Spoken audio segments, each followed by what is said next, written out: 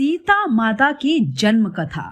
आदि पुरुष कहानी की शुरुआत कुछ इस तरह होती है कि महाराजा जनक मिथिला नगरी के राजा थे और उनकी पत्नी का नाम था सुनैना। दोनों की कोई संतान नहीं थी, इसलिए वो दोनों बहुत निराश रहते थे। एक बार उनके राज्य में भयानक अकाल पड़ गया, जिसके कारण सभी धान धान्य समाप्त होने की कगार पर आ गया था। राजा जनक अपनी सभा में बैठे थे और उन्होंने कहा, यह समय हमारे लिए अत्यंत कष्टकारी है। राज्य में अकाल पड़ा है, फसलों का नाश हो रहा है, पशुओं की मृत्यु हो रही है।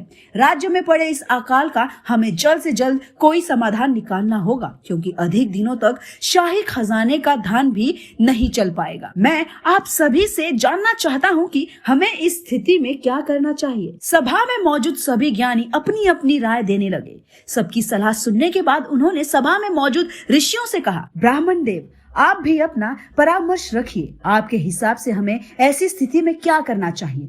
तब वहां मौजूद एक महर्षि ने कहा, महाराज, राज्य पर ऐसा अकाल सदियों बाद पड़ा है। ऐसा प्रतीत हो रहा है कि स्वयं इंद्रदेव हमसे नाराज हो गए हैं। मेरी सलाह है कि हमें एक यज्ञ करवाना चाहिए, जिससे इंद्रदेव प्रसन्न हो, और यज्ञ के बाद आप अपने शुभ हाथों से एक खेत में हल चला दीजिए।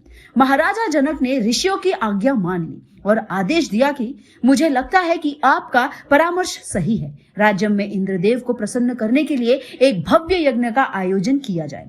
अगले दिन यज्ञ होता है और यज्ञ होने के बाद राजा जनक सभी ऋषियों और सभापतियों के साथ खेत में हल चलाने जाते हैं। कुछ देर हल चलाने के बाद उनके हल की नोक भूमि में किसी चीज से टकराई, जिससे कि वो हल रुक जाता है। ये देखकर वहां उपस्थित सभी लोग आश्चर्यचकित हो गए। राजा जनक ने कहा, आखिर इस भूमि में क्या है जो हमारे हल को रोक रहा है? सैनिकों, इस जगह को खोदो और उसका परीक्षण करो। जनक के आदेश के अनुसार जब सैनिकों ने उस जगह को खोदा, तब उसमें से एक टोकरी निकली। टोकरी के अंदर लाल रंग के कपड़े में एक कन्या लिपटी हुई थी, जिसे देख के सभी लोग आश्चर्यचकित हो गए। राजा जनक ने पूछा, कोई इस मासूम सी जान को क्यों यहाँ छोड़ गया है?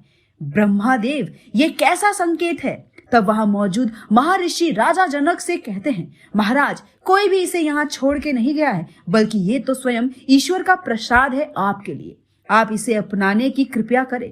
देखिएगा, इस पुत्री के कदम आपके राज्य में पड़ने से मात्र से ही आपके सभी कष्ट और दुख दूर हो जाएंगे।